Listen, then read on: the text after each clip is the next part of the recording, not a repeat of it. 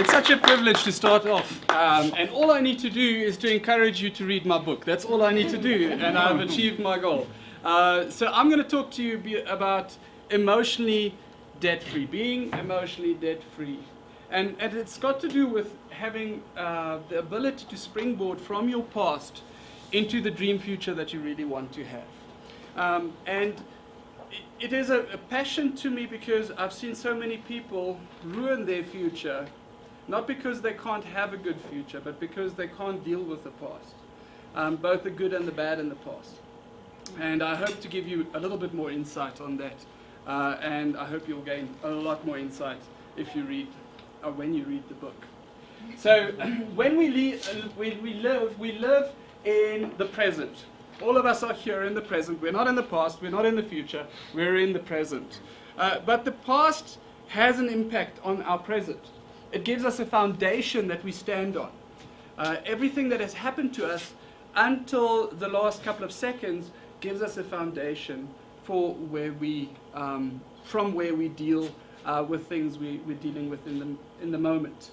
Our future gives us wings. It gives us wings to get over the challenges that we are facing, get over those hindrances that take us away from or prevent us from getting to our dream future. So in our past and our future, we obviously have good and bad things. So if we focus on the good things in the future, it gives us better wings. It gives us bigger wings. It gives us more ability to deal with those difficult things. So many times when I see people struggling with things in their day-to-day lives, they are suddenly magically given the ability to deal with that when they know where they're working towards. And the past does a similar thing. If we focus on the good things in the past, it gives us a stable foundation that we can stand on. But very few people actually take the time to think about what are they building their foundation on from the past. And often we build our foundation on things that are not good for us. So when we look at our future and we look at the bad things in our future, it actually steals those wings. And suddenly we feel that we can't deal with things in our present. It prevents us from moving forward as we would like to move forward. And sometimes we focus on the bad things in our past and it actually cracks that foundation. And we're on an unstable foundation and we're struggling to deal with things in our present time. And I would like to talk to you today about how can we solve that challenge. There you go. You can have a seat over there. Feel welcome. Okay. How can we solve that challenge? I'm going to talk to you about a thing I call emotional debt. Now, emotional debt, in essence, what it does, it steals from the future. It's that thief that takes away from your future in whichever way it works. And I'll show that to you in just a couple of seconds or minutes. But before we talk about emotional debt, we need to understand what debt does. In essence, what does debt do? If I borrow 10 million from a bank, give me a bank name. Any bank? SME Bank. Well done. That was a good one. Okay, SME Bank. If I borrow 10 million, oh, that's not going to work with my example. Okay, let's imagine I borrow 10 million from SME Bank. Now, there are two things that will happen. The first thing is, if I borrow that 10 million, what will I mainly be paying back in the first couple of years? Interest. What is interest? It is accrued. We've got all these fancy words for interest. It's just a calculation, isn't it? Extra debt. It's extra debt, yeah. It's a calculation. The first couple of years, I mainly work for a calculation, which is nothing. What do you call somebody that works for nothing? Slave. A slave. Great, well done. One would think you've read through my book. It seems familiar. It seems familiar. Brunt was the gentleman that helped me make my book sound okay, so that human beings can also understand it. Okay. So it enslaves you to the debtor.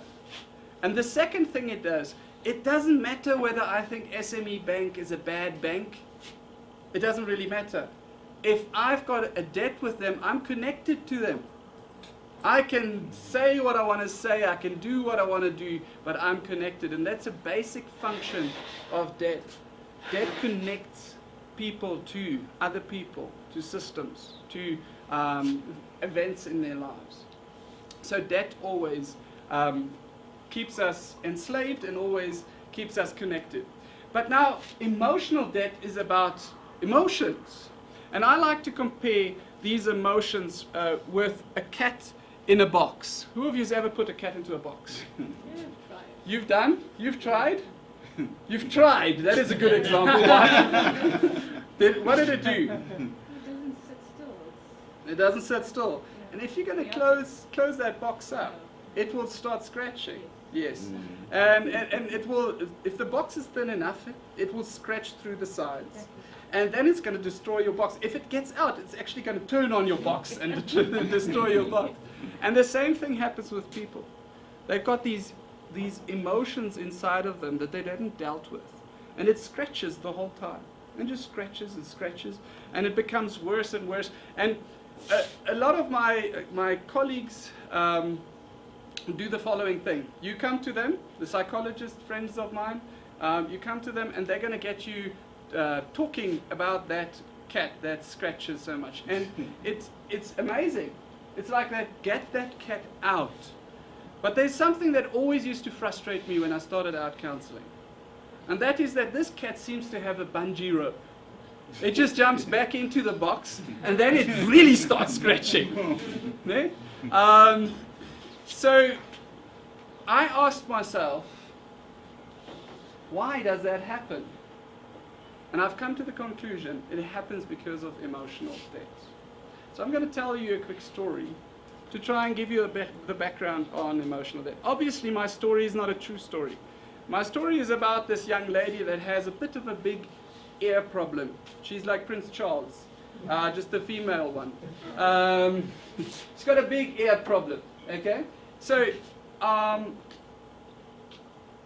she is teased at school. She's called the jumbo girl and elephant woman and stuff like that, which obviously puts a cat into her box that is scratching much better. But she kind of deals with it. She has a little bit of anxiety to be amongst people. She's insecure when people ask her to speak at a place like this. She's got a lot of issues, but she's dealing with it. It's like the cat fell asleep. And then she meets this young man. And they're madly in love. They get married and all those lekker things. He doesn't care if her ears were that big. Doesn't really matter. Ne? But because he doesn't care, he starts to joke about her ears. And obviously that wakes up that cat and makes her unhappy. But he doesn't realize it because she wears a mask. She even laughs at his jokes, which gives him now more courage. So now he goes that extra mile. He doesn't need a DSTV dish anymore because he's got this woman, you see, and that kind of stuff. And you can just imagine the chaos that creates. Now, the amazing thing about feelings in cats is that they are similar in many ways. My father had 2 cats to control the mice and the rats and the snakes apparently on the plot. When I visited him again, he had 24 of them roaming around there. So cats are like that. They become more. Ne? Feelings are the same. If I do or say something today that just hurts your feelings, steps on your toes, suddenly you'll see things that I do that are just unacceptable, that previously wouldn't have bothered you at all. But now, this is just not okay. In the same way with this lady, she now sees her husband doesn't pick up his clothes, he doesn't help around the house, he doesn't tell her how beautiful she is, and all those kind of things. And those are like little cats getting into the box with a big cat, and they all start scratching together, until she reaches the point where she kind of has enough of all the scratching, and she says to him, "You never loved me, you never appreciated me, and I want to get divorced. I would like you to think about why they got divorced. Don't tell me. Think about it. Can you all have a thought? Why did they get divorced? Do we all have a thought? Cornelius, do you have a thought? Don't share it. Okay. Okay. So when I do one-on-ones, at this point, I would ask you what was your thought. And I would check with you whether that isn't something that you're actually struggling with in your past. If you said he never listened to her, and he never appreciated her, or if you say she never gave him a chance or whatever, often that is exactly the challenge that you have, because you put yourself into that story. And that might be that thing that is stealing your foundation. So let's have a look at the story again. If that lady had told the gentleman, hey, dude, stop with the stories about the ears. Okay, I've got an issue with it. He would probably have stopped. But she couldn't do that because in her mind, she decided those children in the school need to be punished. And I agree with her. They messed up her young life. Those people were evil, yeah, in some sense. So she puts them in this jail. But the tragedy here is that they're not in the jail. They've got the key for the jail. Yes, they've got that. But they don't even know that they've got the key for the jail. They're in different countries and different towns. They can't even remember her. They don't. The only time they remember her is when they go through the yearbook and things like that. That is truly the only time. Okay. So they are not in jail. Who's in jail? She is in jail. She has to have long hair to cover her ears. Yeah, because just now somebody sees it. Yeah? She doesn't punish those children, and this is an important point. She does not punish the children. She gives them power over her future. And that's what a lot of people don't realize. If you don't write off debt, you give them power over your future. That's what you do. You're not punishing them. Now, most people, when they realize that, there are 5 different levels. Now, most people only know about the first level, and only actually half of the first level. So let me share the levels with you quickly. The first level is others. And others has got a negative part. That is typically if I swear at you today, I've got some debt with you. It's a negative thing I did towards you. But people don't realize, and that most people realize, that is easy, okay? But people don't realize that there's a positive one too. And the positive one is most visible in a workplace. You have somebody you report to, and that person is just awesome. That person is the person that cares for your growth. That person is always there for you. That person encourages you, motivates you. And then, because they're so great, they get a job somewhere else. And they leave. They owe you to be there still, to continue doing that good thing to you. Now the next supervisor comes. And guess what? That next supervisor needs to pay the debt of the previous one. And it steals the relationship you might have had with the next supervisor. And a lot of people don't realize that, and therefore this debt continues to steal from them because they don't write off that positive thing that somebody did to them in the past. Do I need to mention at this point even my mother cooks like this and my mother cooks like that? Then another one is faceless. Now this is, I haven't met many people that have even thought of that at all.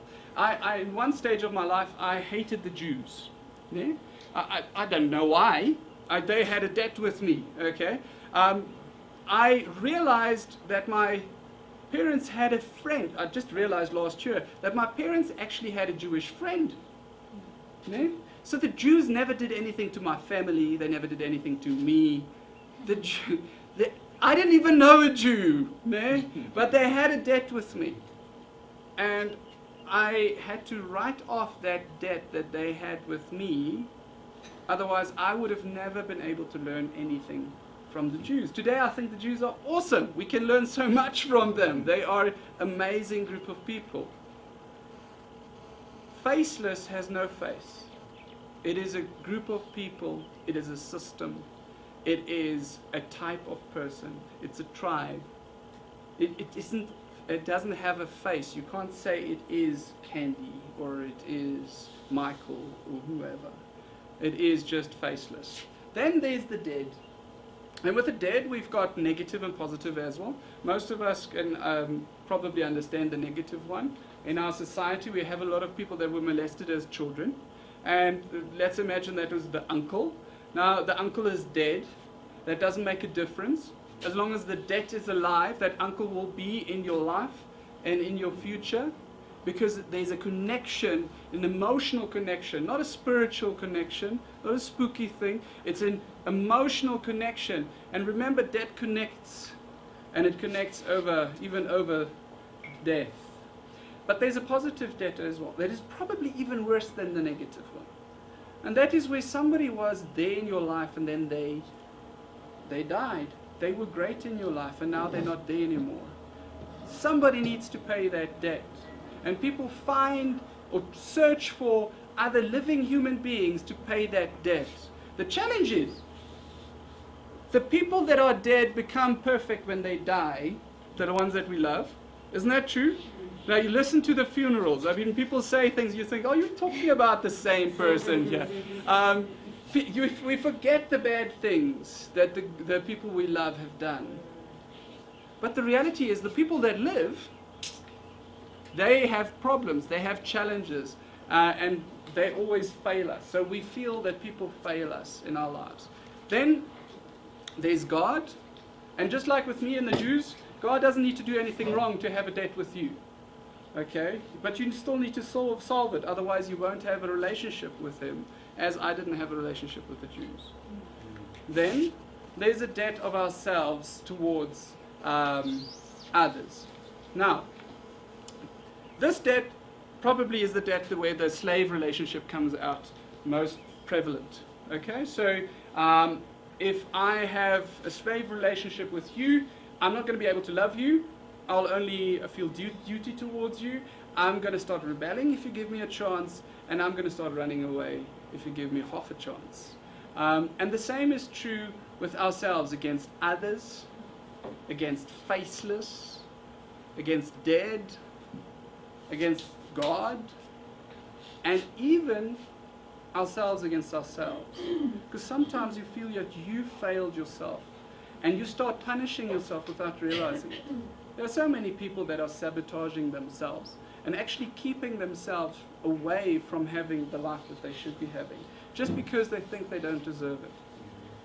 Can you see how success and emotional debt is so intertwined and connected? It can prevent us from being spiritually successful. It can prevent us from having the intellectual success, because we always think of ourselves as that person that is not clever enough. It can prevent us from having physical success, because we never believe we can look the way we want to look. We don't even try. It can steal our emotional success. It can be that thing that makes you angry and ruins your emotional connection to people. It can ruin our recreational success. How many people do you know that cannot relax because of something that has happened in their past that is just driving them towards not being able to relax? So, how do we springboard from the past? We springboard from the past by dealing with our emotional debts and taking away what steals from our future, so that we can have a solid foundation and we can have wings to get over our present challenges.